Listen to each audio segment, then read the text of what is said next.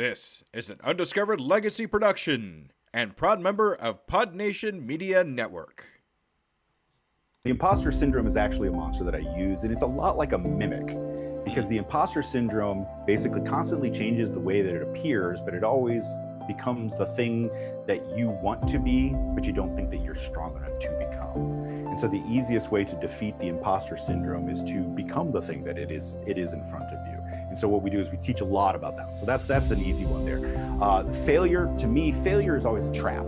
I love a good trap. And the way that we conquer failure is we say it's not a stop, it's a step. You can always disarm the trap. And so it's looking at it from a different perspective. Salutations, school believers, and we're here again with another amazing entrepreneur. Today we're here with Paul. Hey, Paul, how's it going? It's going pretty well, Scoob. How are you? Fantastic. Thank you so much for taking the time out of your day to be on the Undiscovered Entrepreneur, get across the start line. Super appreciate you. Not a problem. I'm happy to be here. This should be a lot of fun. This is going to be a blast. I can tell already. But I do kind of have a semi-serious question to ask you before we get started here, okay? Okay, here we go. Are you a school believer? Yeah. Ladies and gentlemen, you should have heard the scoop off we had just before we got started here. It was absolutely fantastic. We could have been doing it all day, but we wanted to make sure we took care of you first. So, Paul, right off the bat, I want to tell you, I could already tell we're going to get along great. I could look at the background and my nerd brain just explodes about what's going on behind you. So this interview is going to be amazing. But let's start with exactly who you are, what your entrepreneur adventure is, and how you actually got across the start line in your entrepreneur adventure. All righty. Well, my name is Paul Pape. I am known as Santa for Nerds, and I earned that nickname doing about 20 years of custom creations for people all around the world, but also companies like Disney, Universal, and Nickelodeon. I am a fabricator and a designer of what would be considered custom collectibles. Basically, if there's something that you want that you can't find anywhere else, I'm the guy you go to for that. So that's really where my business has started. And then from there, I did, like I said, it's been 20 years. So I've done a lot of things within that time period. And one of them was I spent 6 years on Twitch. For those of you who aren't familiar with the platform, it's like YouTube, but live. I come from a theater background, so I really like the idea of doing live work with people. And so what I would do is I'd actually do my art in front of a camera 5 days a week for about 6 to 8 hours a day. And during that time, what I was constantly asked by the people watching my show is, how is this possible that you can be an artist and make a living at it? Like, how do you figure out to charge? All the questions that creatives would ask, they were asking me, and I was answering them over and over again. And at one point, I came to the conclusion that I should just do that, be the person who just answers those questions. And so on the side, I started doing a consulting job. And so I was consulting other creatives on how to do this. And what I realized throughout that brief period was that they didn't understand business at all. I could tell them all the answers. It just went right over their head, or their eyes glazed over, and it just became too much work. They didn't want to deal with it. And so I was hired by this company. They were a bunch of creatives. There's three of them. They're creatives. They had a dragon making company, and they were doing really well. They were doing like 7 figures on paper. But then when I went to talk to them, they're like, well, we need you to hire you because we don't understand business and we're not doing well. I'm like, well, you're making 7 figures. They're like, yeah, but we're netting about $50,000. Ooh. I'm like, that's a huge discrepancy there. So I'm like, yeah, absolutely. And so I sat down with them. I went out to where they lived, and we were doing a live consultation. I was sitting there with them, and I asked them a simple question. What is it that you guys do within the business? And they look at me and they're like, oh, we do everything. All of us do everything all the time. I'm like, yeah, that's a great way to fail at your business. So why don't we say, what do you do specifically? What's your main job? And so they told me, and I'm like, well, how do you interact with this? And like, we don't know. I said, okay, how about this? I know you're nerds. I'm big nerd guys, and they're big into gaming. I'm big into gaming. And so I said, how about this? I'm going to come back tomorrow, and we're going to, play Dungeons and Dragons Business Edition. And what I'm going to do is I'm just going to make it up. We're going to do a campaign, but instead of playing like a warrior or a mage or a rogue, you're going to play your role in the business. And the monsters that we're going to encounter are not going to be the traditional monsters. They're going to be monsters of things that you'll tackle in business. Things like the scope creeper, which is like a representation of the scope creep, things like that. And so I came back the next day and just kind of like was winging it. We went through, played for about 4 hours. And then after that, the CEO of the company, he's like, is this what business is? Because I think I finally understand it, and it's a lot of fun. And I'm like, aha, I think I got something here. And that was kind of the birth of Gamified Business. And what we do with Gamified Business is I am basically a business consultant to creatives, but instead of talking to them about traditional business advice and structure, I turn it all into a live role-playing game, basically Dungeons and Dragons for business.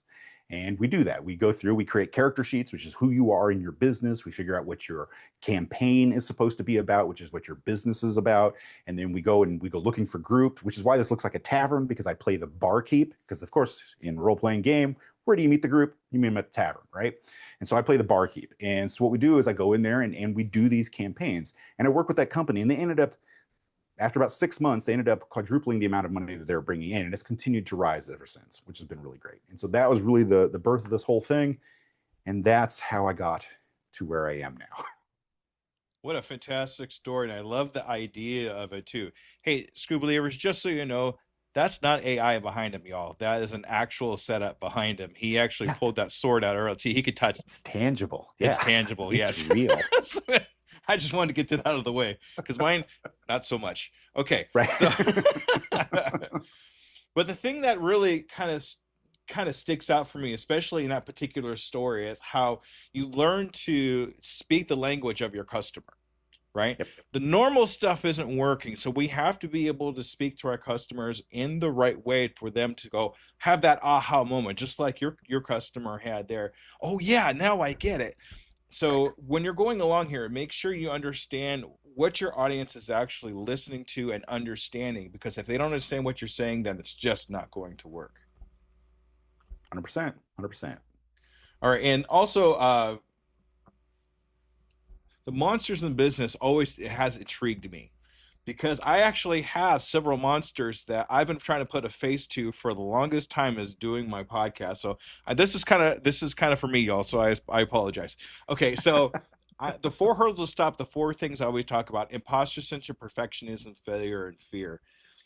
If you were to put those aspects into, say, a monster or someone like that in your game, what do you think they would look like, or what do you think they would be like?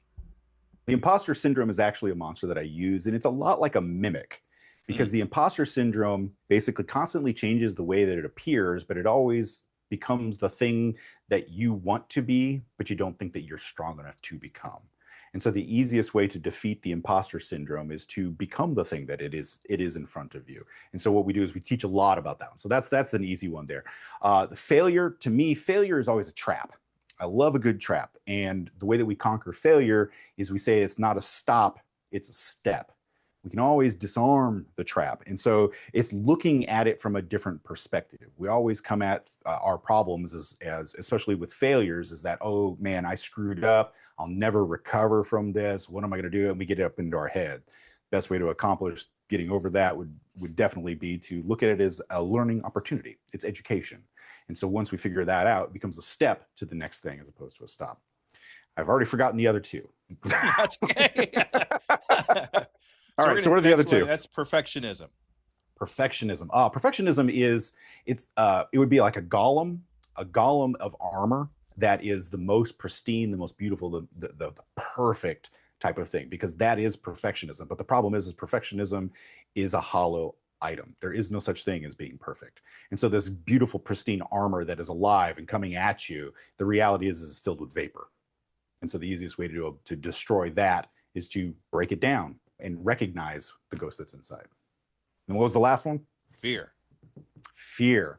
Fear is one that we all have. I mean, unfortunately, that's just the dark brooding thing. And the best way, I love this, the way that fear is applied in a lot of video games, I'm a huge gamer, is that it's always the shadow version of yourself. And so if I was to play against fear, the fear is me.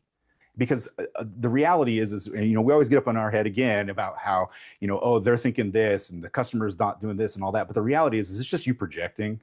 99.9% of the time, people are not thinking about you as much as you think that they are. And so the big fear is you. And so the best way to deal with that is to understand who you are in business or in life, and then do a lot of self-reflection. And then and then it basically shines a light on the shadow you, on your fear. And you just see that really it's just your shadow that you've been chasing. That's amazing. What kind of makes me think back a little bit is fear is actually a part of us. It's a part of who we are. So we really need to embrace that fear. We need to embrace that shadow. So the thing that comes into my mind, I remember watching Star Wars, a cartoon Star Wars where Yoda was facing Dark Yoda. I don't know if you Yes, remember that one or not. And I do and remember. they would fight and fight and fight, and it was just a complete stalemate.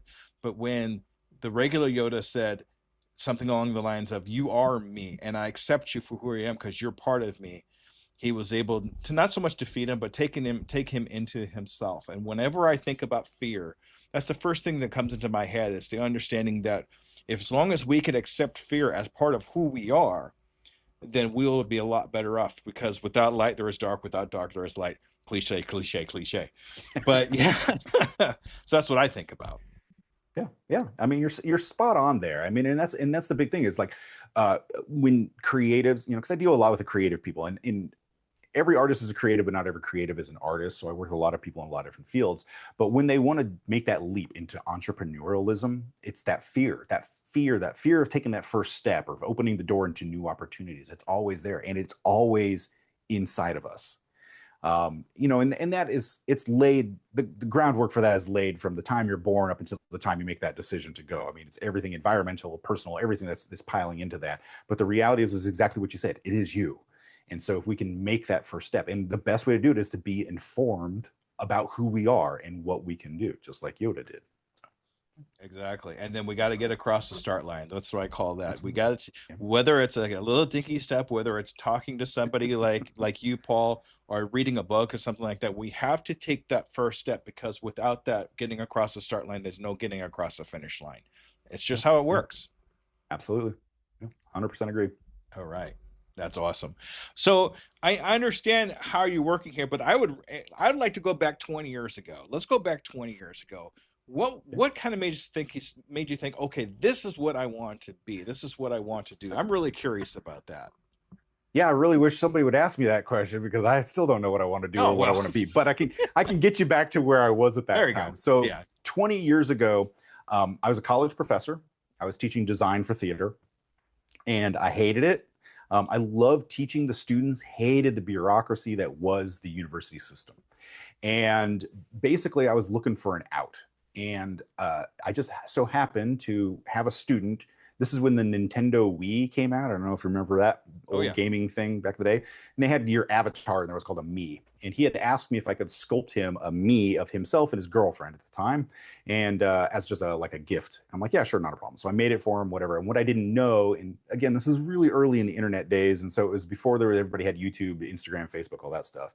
And what I didn't know is he had taken pictures of it and submitted it to basically a blog called Super Punch, and it's big nerdy blog, whatever. And he gave him my contact information, and basically orders started pouring in, more and more orders. And what happened was I started making more money on a side hustle than I was at teaching, and I was loving it.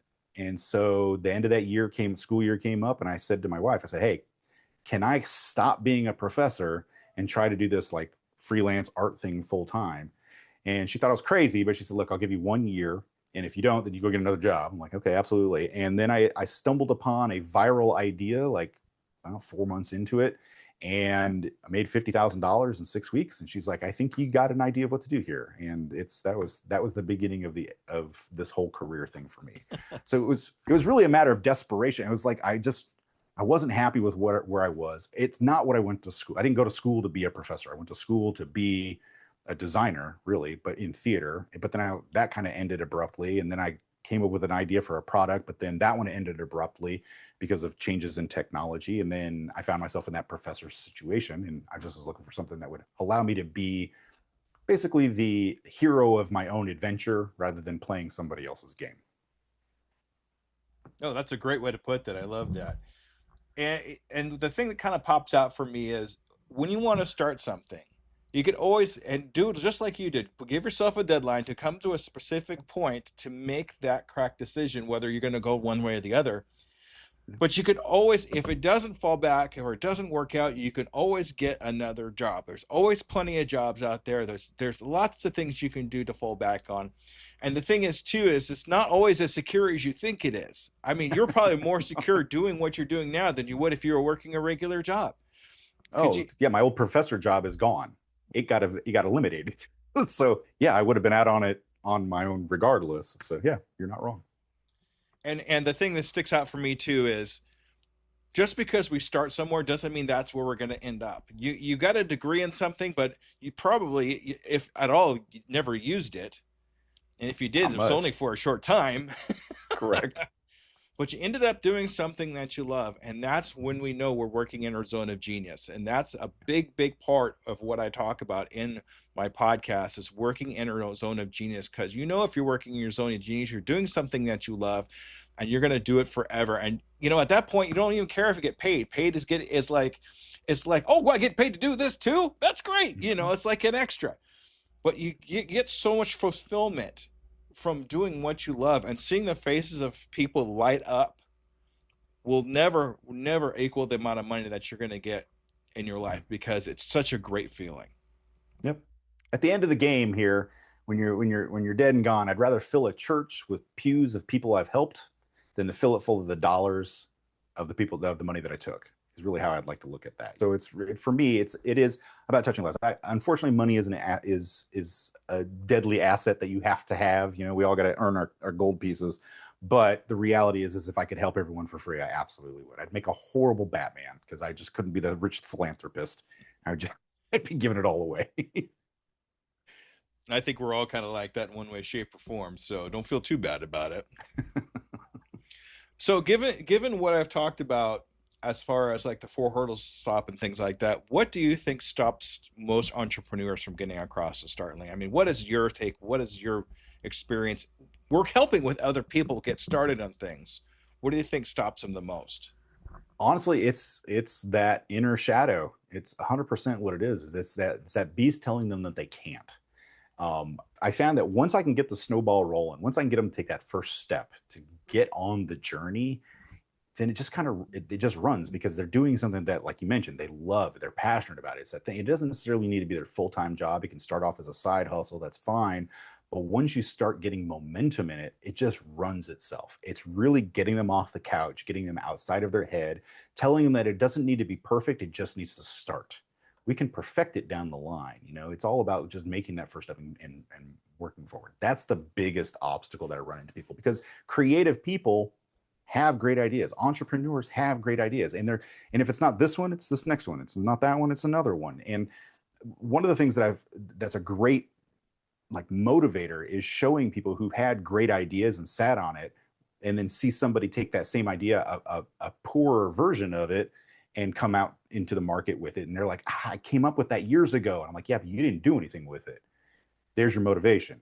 Their next idea, be the person who put it out there so that someone else could be like, man, I had that idea, but they came out with it first.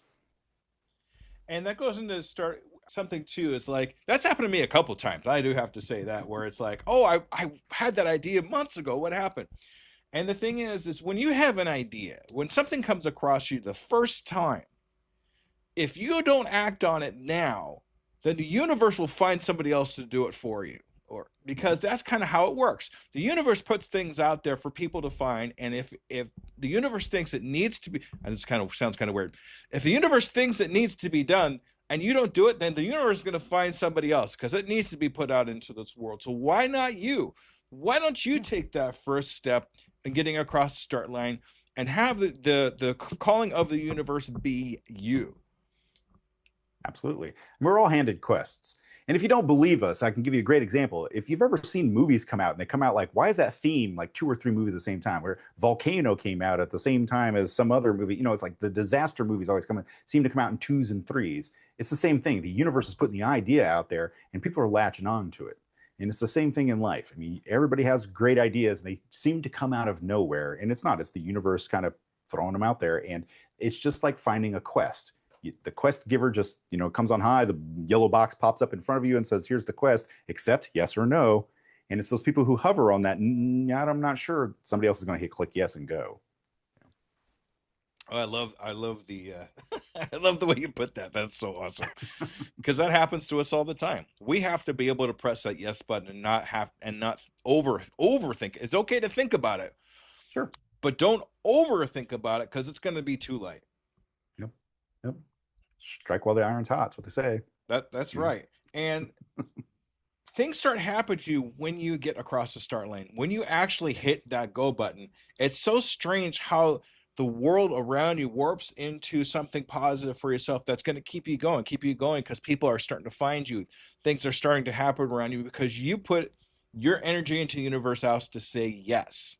Mhm. Then suddenly, okay, he said yes, let's throw him this positive thing. Let's throw him, because that's what happens. That's what's happened to me 5 years into this. And I'm meeting people like you, Paul, which is absolutely fantastic. I got to tell you. Um, Thank you. but other people too, like I've met Pat Flynn. I've met people at Podfest. I've done my first stage talk recently. It's been Nice. amazing. But none of that would have happened if I didn't get across the start line. And all those positive things just kind of like popped up. I didn't ask for it. It just kind of happened. And that's kind of how it Exactly. works. At least that's how I think it kind of works. No, it absolutely does. Opportunity begets opportunity. And it's because they understand there's a willingness to try.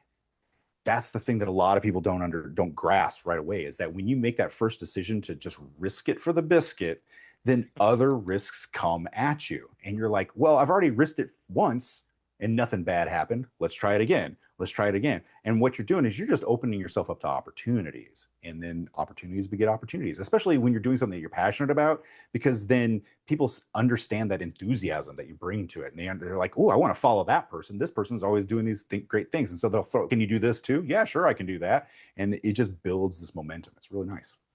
And if you do have a passion for something, there's always a way to turn it into something that somebody else needs, a Mhm. service, or maybe even it's, for example, like I listen to 2 or 3 D&D podcasts, right? So they're making a living playing Yeah. D&D. Come on now, really? There's nothing. Right. I mean, for me, there's nothing better than that. There can't be anything Yeah, better than that to get paid to play D&D, right? So exactly. there's always like the one person that says, "Hey, I want to do games." Great. Do you want to make games? Do you want to? There's even playing video games. There is a way to make a business out of it and to make money out of it and to help other people to do it. So don't be afraid to get across the start line and see if it's something that's viable. Work in your zone of genius as much as humanly possible, and positive things will come your way. Yeah, that's right. That's right. Do it. Just do it, right? Be a Nike shoe and just do it, That's right? right. Just do it. That's right. Okay. So I know you've been on a couple podcasts before, and I'm sure you've always heard, what was your hardest pitfall? What was the hardest problem you went through? Blah blah blah blah blah. So I like to put a little bit of a spin on that. I would like to Sure. know is what's the hardest pitfall that you came across that you're proud of? It's a matter like kind of like I'm glad I went through this pitfall and problem because this positive thing came out of that changed everything. Do you have anything like that ever happen to you? Absolutely. So when I was just starting out as a young buck out there doing my first adventures, whatnot, I had gotten this job interview to basically design a regional campaign, an ad for a grocery store chain. Hmm. It's like, sure, absolutely. So the guy who owned the grocery store, he's like, yeah, we're going to meet on this day. Here's my original idea. And it was for something called Major Savings. And it was a dancing, marching bear in a drum corps outfit. And I'm like, okay, cool. And I actually went and, I'm a guy who likes to do my research. So I went and did my due diligence and whatever. And so when I went and talked to him, I was like, hey, I love the dancing bear, but, there's not a lot of bears grocery shopping. So what we need to do is think about your actual customer. I said, like 96% of shoppers are female. So I actually had an illustration of my wife. And I'm like, like this, I think it should be this, not the dancing bear. And, this person could talk to women and say, hey, you're the shoppers of the family. You're here to save money, all of this. And it would just be like a one-on-one. And he's like, oh, that's a really good idea. What we'll do is we'll think about it and I'll get back to you. I'm like, okay, cool. Never heard back from that guy. 6 weeks later, I get a flyer in the mail. My wife's picture is on his flyer. Then her cartoon is on the television. And so I sued the guy because I'm like, you stole my art. You stole my ID. You stole all of this. And so we went before a judge and the judge is like, did you invent women? I'm like, well, no, I didn't invent women. He's like, all right, throwing the case out. And I'm like, okay. So as I'm leaving, the guy who owned the grocery store came up and he patted me on the back and he goes, next time, don't give away all your good ideas before you sign a contract. Mm. And I was like, wow, okay. So, I was at the time really kind of upset about this and I fumed on it. But then the more it started to sink in, I was like, wow, that's great advice. Cause I'm a helpful person. I would, like I said, I would help anybody for free. But then I realized that sometimes the person that you're helping is the Goblin King and they're there to stab you in the back. And so I was like, that's really good advice to know. And so what I do is I tease the ideas. I don't give out the ideas. And that's saved my bacon more times than you can count throughout my career. So I'm glad that it started when it did. Horrible that I went through it, and I had to pay lawyer fees, and it was all new territory for me. But now I can also give that advice to other people who are starting out. It's like, don't be so generous, don't be guarded, but don't be so generous. That's because the thing that people are paying for is not the fact that you can do the work, it's the ideation. Ideas are worth way more gold than the person who can actually do the work. So just keep that stuff to yourself. Yes, that's actually fantastic advice, and I'm definitely going to take that to heart too, because I'm a really soft-hearted kind of guy, and I'll sit down because I'm a coach, but I Yeah. find myself like talking for these people for 2 hours on a free coaching, just giving them everything.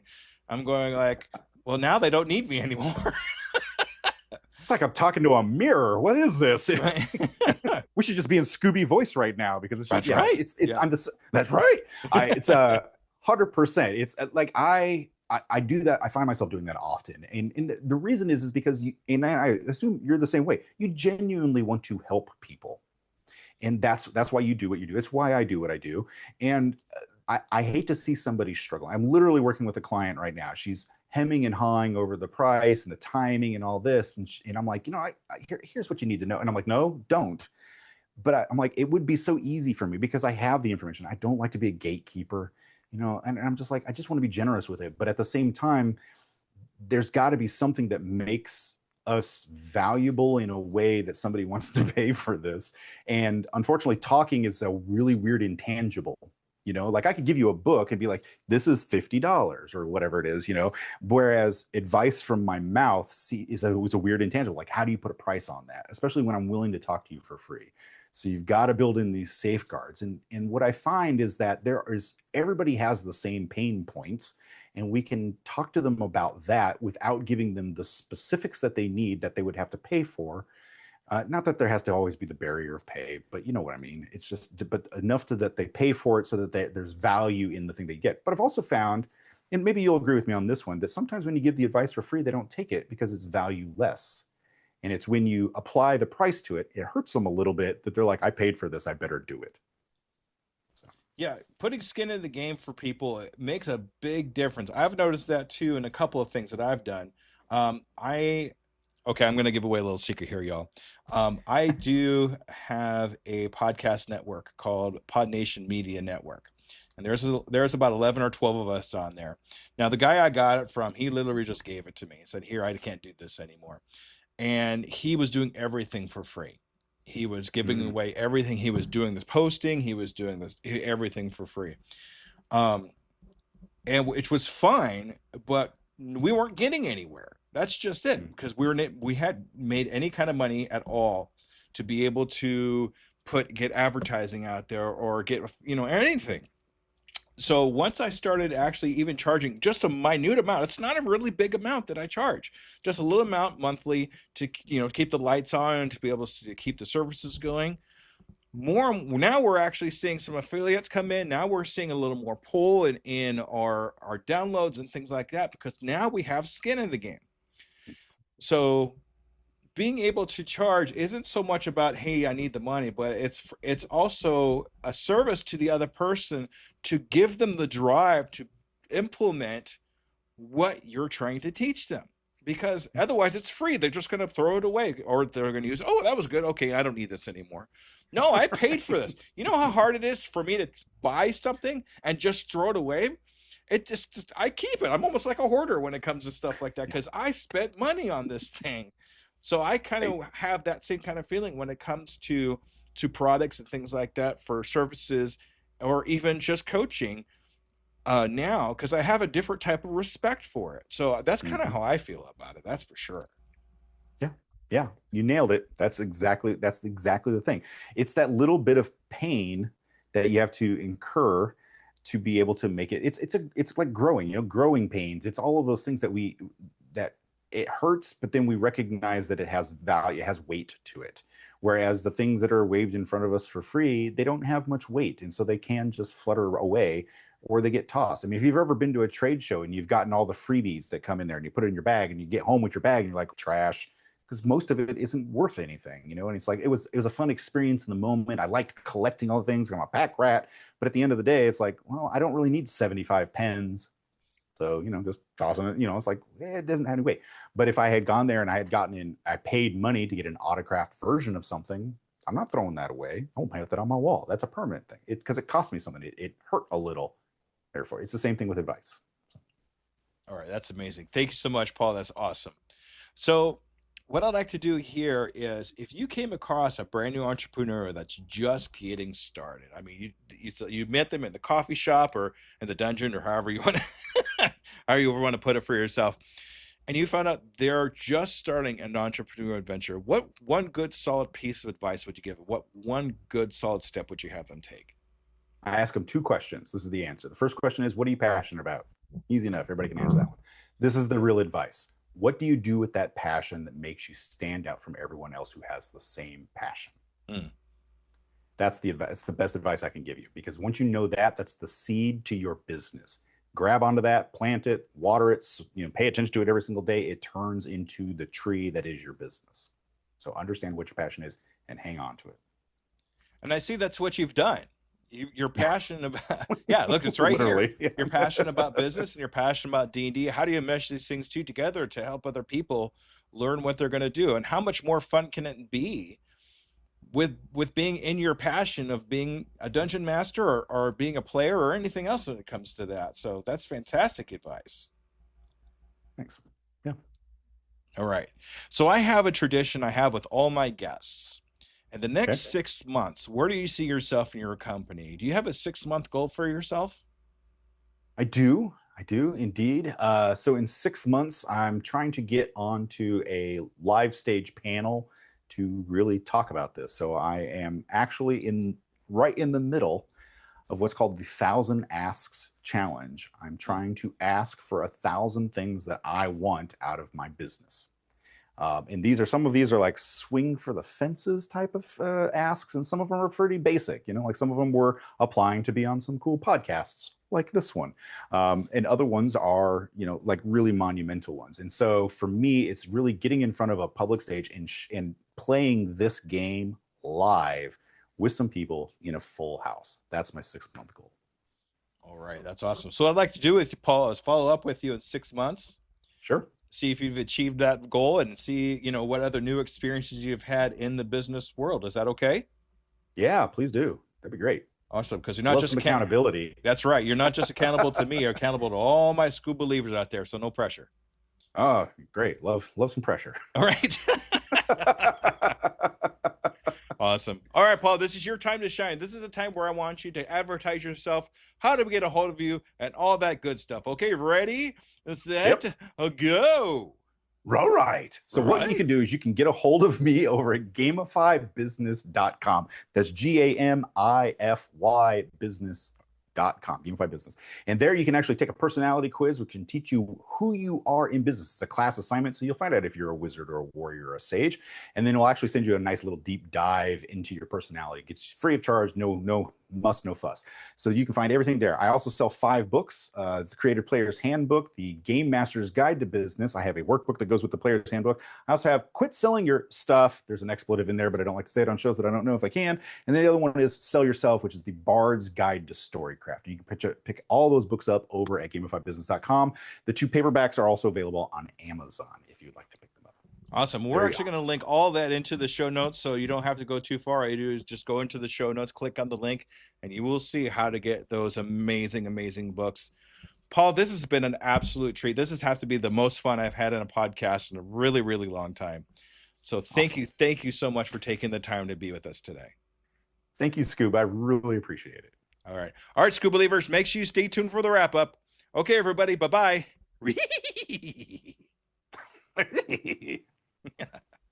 All right, that was a great conversation we had, Paul, today. Thank you so much, Paul, for taking the time to be on the Undiscovered Entrepreneur.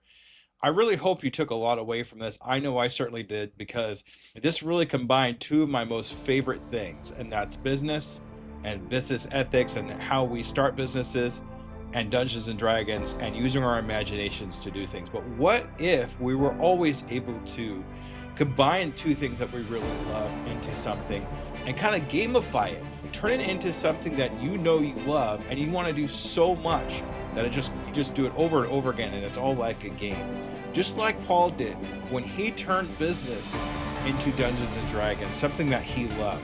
He gamified it. He turned it into something that was fantastic for him. It was just like a game. And you are able to do the same thing with your business. Turn it into something that you love to do. Find a way to combine two things or even three things that you love to do most and turn it into one solid, cohesive thing that you love to do. And remember that your biggest competitor isn't actually the market. It's the shadow version of yourself. Finding a combination, just like I'm talking about, a combination of the light and the dark together, because without both you have nothing. Just like when I talk about imposter syndrome, fear, perfectionism, these are all dark things that we can turn into a tool, something that we can use in our entrepreneur adventure that drives you forward into something new, something great. But there's no way to get there unless we have the dark things first and have those moments where it seems bad at the moment. But if we run towards it, we jump over that hurdle, we get through the darkness and find the light on the other side. There is always a way to do it. Don't doubt yourself. Go forward with yourself. Find a way to get over the hurdle. And remember that the universe rewards us for saying yes. If we have an idea, if we come across somebody or something that has a fantastic thought to it, and we don't act on it now, we don't act on it right when we think about it, the universe will find somebody else to do it for you, just like we talked about in the podcast. And while we're sitting on our hands trying to make it perfect, somebody's going to build a lesser version of the idea that you had and then make waves with it.